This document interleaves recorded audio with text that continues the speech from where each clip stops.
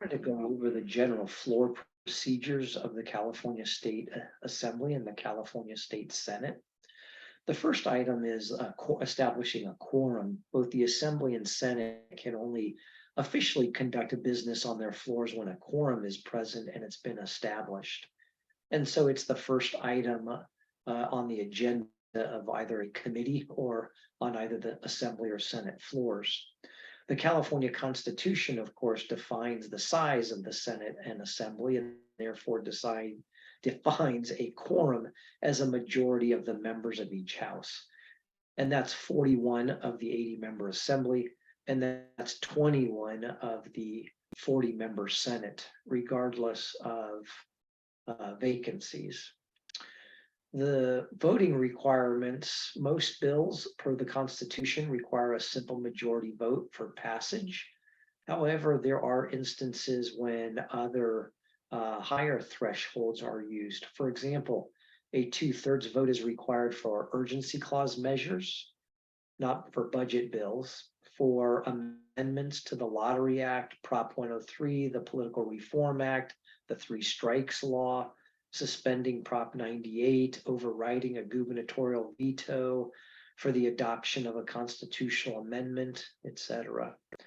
Some other vote thresholds, if you want to amend a Senate or Assembly rule, it's generally a majority vote of the House. However, there are some rule suspensions that require 2/3 or even 3/4, like dispensing the 30-day imprint rule. The next thing is the order of business in the two houses. And basically the Assembly and Senate floors follow a predetermined order of business.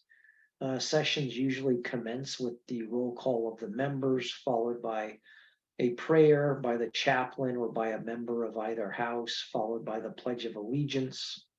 And then there are variations in the order of business. Any changes in it require either unanimous consent of the body or a majority vote.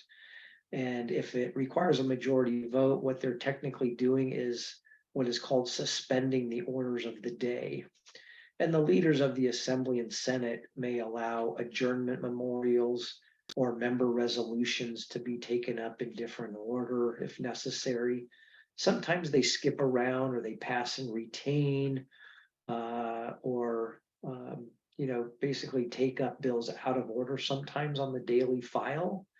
But usually that's done by unanimous consent or at minimum a majority vote of the House.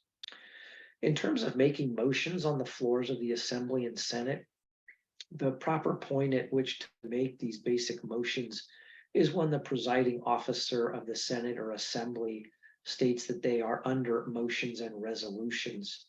It's usually done as one of the first orders of business on the floors, but it can occur at other times under the announcement of the presiding officer.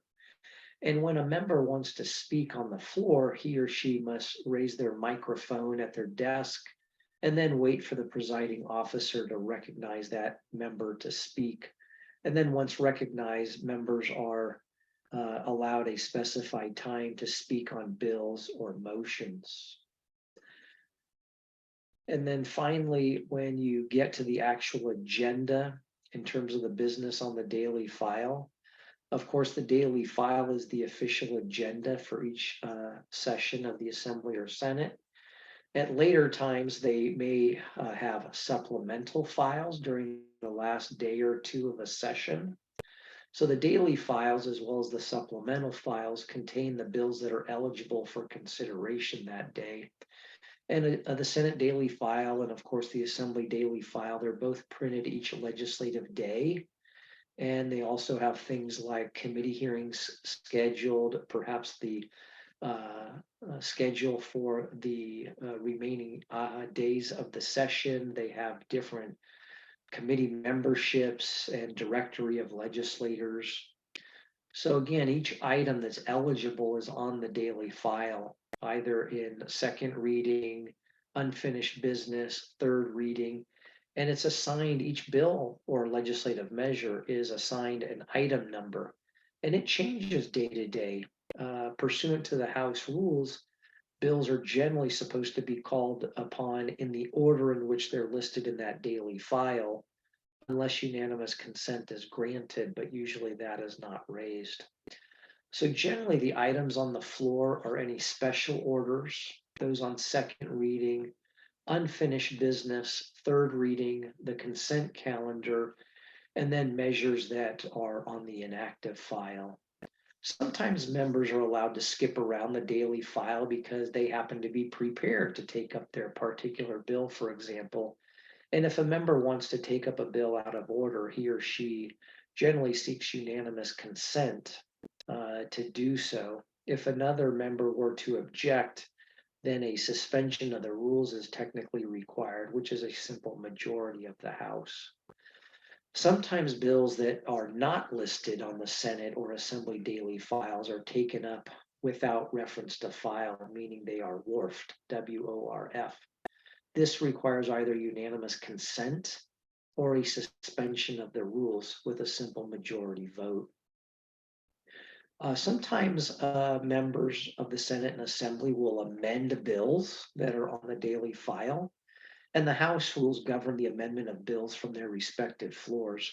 Both houses, the Senate and Assembly, generally require amendments to be submitted either by the close of business the day before session begins in the Assembly or by the end of that day in the Senate. And this requirement can be waived by a majority vote of the members on the floor. There are usually multiple copies of the amendments as well as the original signed set, as well as an analysis generally has to be provided. The Senate doesn't require debate or a vote on the amendments, but the Assembly does require a presentation of the amendments on the floor and could be subject to debate. After any debate, the amendments may be adopted by either unanimous consent or simply by a majority of those present and voting. And then the bill on either floor is reprinted and retains its place on file for the next legislative day. The newly amended bill has to remain on the daily file for one calendar day before it's eligible to be voted on for passage.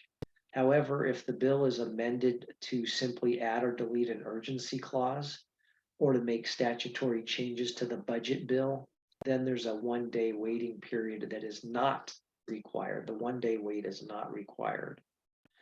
Bills generally are not amended on the floor in the last 3 days, subject to recess or in the final days leading up to bill passage deadlines.